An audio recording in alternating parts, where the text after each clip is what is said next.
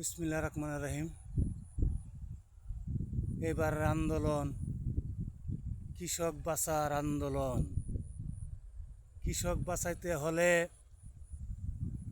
ধানের দাম বাড়াইতে হবে। এই যে দেখতে পাচ্ছেন, ধান পেকে আসছে, ধান কাটা আরম্ভ হচ্ছে। বর্তমানে ধানের দর 800 থেকে 850 টাকা। কৃষকের উৎপাদন খরচ হয় 1000 টাকা। সুতরাং কৃষক আন্দোলন করতে পারে না বিদায় কৃষকের পক্ষে জাতীয় সংসদে কৃষকের ছেলে গেলেও তারা হামসে মারা কুণ্য হয়ে যায়, কৃষির কথা ভুলে যায়। সুতরাং কৃষক বাঁচাইতে হলে ধানের ন্যায্য মূল্য দিতে হবে এবং এলজিডি গোডাউনে ধান নিয়ে কৃষক বেচার মতন কোনো উপায় নাই।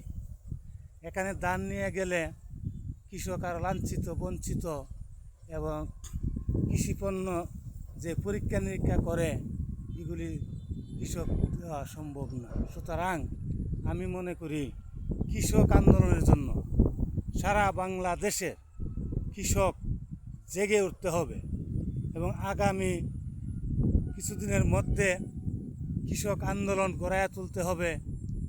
না হতে এই দেশের কৃষক এবং বাঁচার কোনো উপায় নাই। সুতরাং আমি মনে করি কৃষক বাঁচলে দেশ বাঁচবে।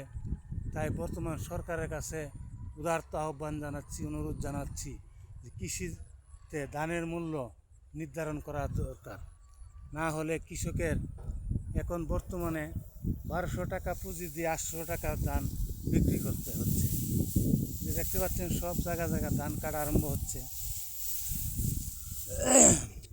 সারা মাঠ পেরিয়ে যাচ্ছে। এখন কৃষক বাঁচার আন্দোলনের জন্য সকল কৃষক ভাইদেরকে অনুরোধ জানাচ্ছি, আপনারা সজাগ থাকেন। যে কোনো সময় কৃষকের জন্য ডাক দিলে রাস্তাঘাট অবরোধ করে কৃষি পণ্যের নির্ধারণের জন্য সবাই আগায় আসতে হবে। পাশাপাশি সরকারের কাছে অনুরোধ, জাতীয় সংসদে যারা আছেন কৃষককে নিয়ে একটু ভাবেন, তাহলে কৃষক বাঁচতে পারবে। এই যেই দেশে শতকরা 85 জন কৃষক, সেই দেশে কৃষি নিয়ে কোনো মাথা ব্যথা নাই। সব মালের দীর্ঘ ঊর্ধ্বগতিতে ক্রয় করতে হয়।